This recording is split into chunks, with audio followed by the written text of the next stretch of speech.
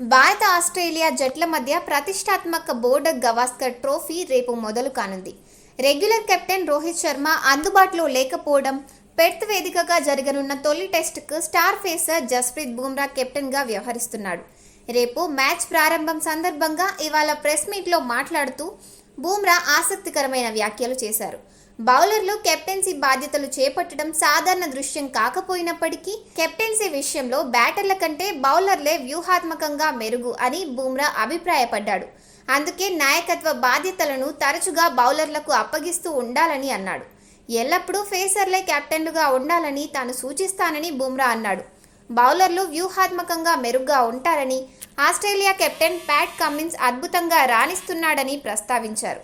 గతంలో కూడా చాలా మంది బౌలర్లు ఆదర్శవంతమైన కెప్టెన్లుగా ఉన్నారని పేర్కొన్నాడు. గతంలో కపిల్ దేవ్, ఇతర కెప్టెన్లు చాలా మంది బౌలర్లేనని బుమ్రా ప్రస్తావించారు.